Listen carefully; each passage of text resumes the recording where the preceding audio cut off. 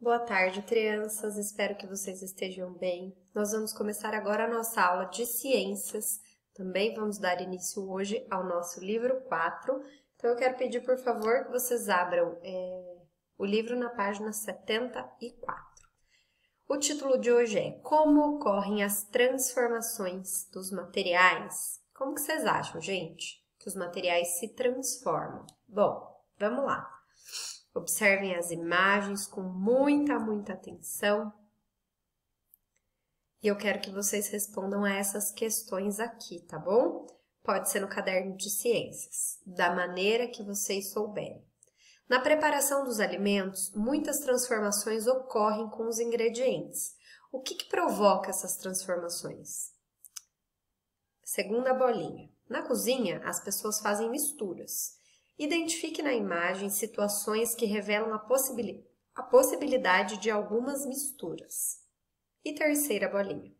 Batendo-se leite e frutas no liquidificador, obtém-se uma mistura. O que acontece com ela ao ser colocada dentro do freezer por algumas horas? Então, vocês vão responder a essas questõezinhas aí no caderninho de ciências e nós vamos para a página 76, onde vamos dar início ao capítulo 1, que se chama Conhecendo Misturas. Vamos lá. No nosso dia a dia, estamos em contato com muitas misturas. Existem diversas delas na natureza e outras são feitas pelas pessoas em diferentes situações. Então, eu tenho aqui duas situações. Para fazer sorvete, misturam-se vários ingredientes. E aqui, ó, a água do rio mistura-se com diversos materiais, como areia, pedras, folhas e galhos. Ponto de partida. Nas situações do dia a dia, você faz mistura? Quais? Quais misturas que vocês fazem? E segunda, para que as misturas são feitas? Podem responder aqui embaixo mesmo que cabe, tá bom, crianças? Página 77, Entender Ciências. Estados físicos dos materiais. Muita atenção na leitura, hein, crianças? Vamos lá. Os materiais podem se apresentar em diferentes estados físicos, sólido, líquido ou gasoso.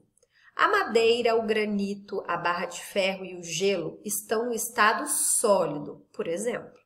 Os sólidos possuem forma e volume definidos. Olha lá. Com a madeira, muitos objetos são feitos. O granito é usado nas construções de casas e prédios. As barras de ferro são usadas nas construções. E o gelo é água no estado sólido. Seguindo a leitura. Uma das principais características de um líquido é não ter forma definida, ou seja, os líquidos podem adquirir a forma do recipiente que o contém. Olha a primeira imagem. O leite toma a forma da garrafa e do copo. 2 gomos de laranja que estão em estado sólido é extraído o suco no estado líquido. Então, eu tenho aqui, ó, 2 gominhos de laranja que estão em estado sólido e deles é extraído o suco no estado líquido, que também toma a forma do copo, ok? Página 78.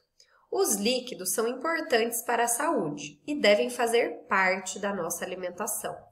A água líquida, por exemplo, é fundamental para a nossa sobrevivência. Mais da metade do nosso corpo é composta de água e ela participa de processos como regulação de temperatura corpórea, absorção e transporte de nutrientes, desintoxicação, entre outros. Então, a água na sua forma líquida, ela é essencial, ela é indispensável para a nossa sobrevivência, para o bom funcionamento do nosso organismo. Olha lá. A água é importante para os processos vitais dos seres vivos.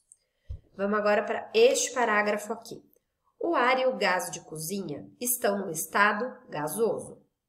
Os materiais no estado gasoso não possuem volume nem forma definidos e também adotam a forma do recipiente que os contém. Olha só aqui a imagem do balão. O ar é uma mistura de gases. O balão está cheio de ar aquecido, que o ajuda a deslocar. Olha a segunda imagem.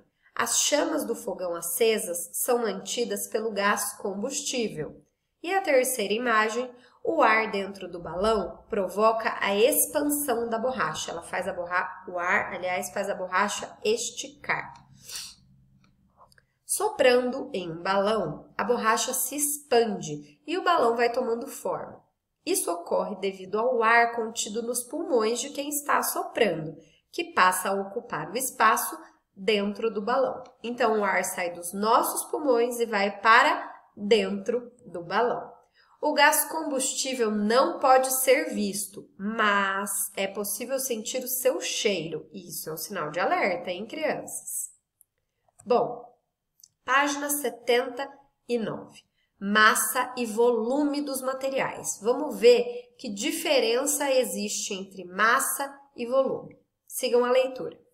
Os materiais têm massa e volume. É importante notar que peso e massa são conceitos diferentes.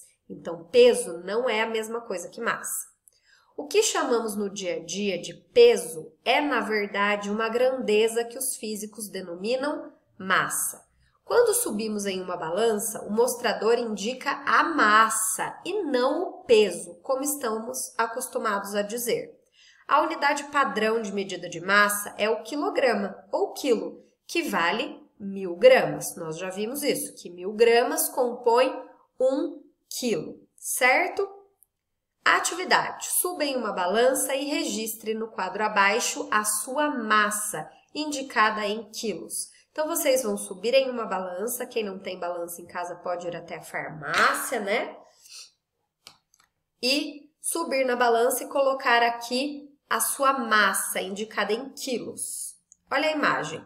O controle da massa corporal é importante para a saúde. Então, é muito importante a gente ter a nossa massa corporal dentro do adequado, certo? Vamos lá. O volume corresponde ao espaço ocupado pelo material. Então, o que é o volume? É o espaço que aquele material ocupa. Materiais diferentes que ocupam o mesmo espaço podem ter massas diferentes. Veja o exemplo. Então, eu posso ter um tipo de material e outro tipo de material, mas eles ocupam o mesmo espaço. Isso significa que eles têm a mesma massa? Não significa. Vamos entender um pouco sobre isso. Olha só, os grãos de milho que eu tenho nesse saco e o algodão, eles estão ocupando o mesmo espaço no saco, estão vendo? Mas, quando eles são colocados na balança, as massas são diferentes, certo? Bom, a atividade de hoje, ela é para ser entregue na outra aula, tá bom? Para vocês terem tempo, porque é necessário aqui ter uma balança para pesar esses ingredientes aqui. Então, quem não tem a balança em casa, pode ir até o açougue, pode ir até o mercado, até a casa de frutas e pedir a balança emprestada, que eles não vão negar para vocês, tá bom, crianças? Vamos lá, entre em ação. Realize as ações a seguir e aprenda mais sobre volume e massa dos materiais. Vamos lá, material. O que eu preciso? 3 recipientes iguais. Pode ser, por exemplo, 3 copinhos de iogurte, 3 copos de plástico ou 3 copos de vidro. Vocês é que vão escolher, mas tem que ser 3 potinhos iguais.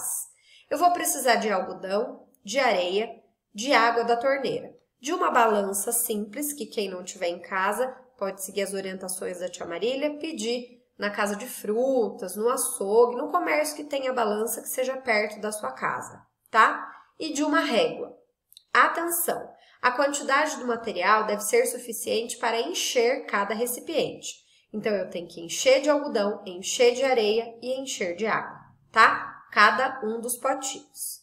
Procedimento. Coloque a areia em um recipiente até completá-lo.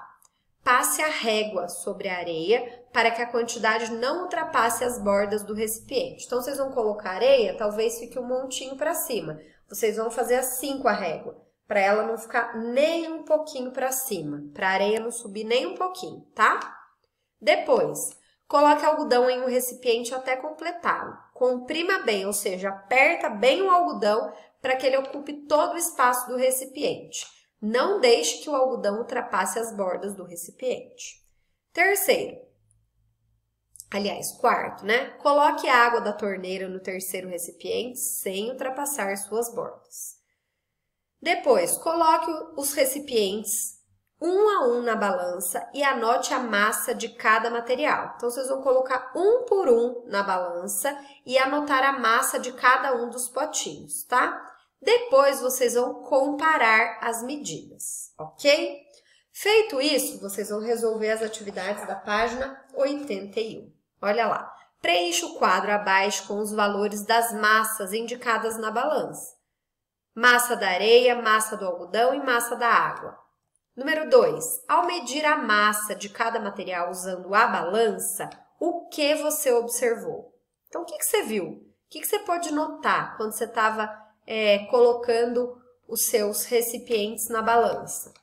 Número 3. O que se pode concluir sobre a relação entre volume e massa? O que vocês podem entender entre essa relação? Volume e massa. Mesmo volume significa a mesma massa? Nós acabamos de ver isso lá na página 79, com o exemplo do milho e do algodão. E por último, número 4.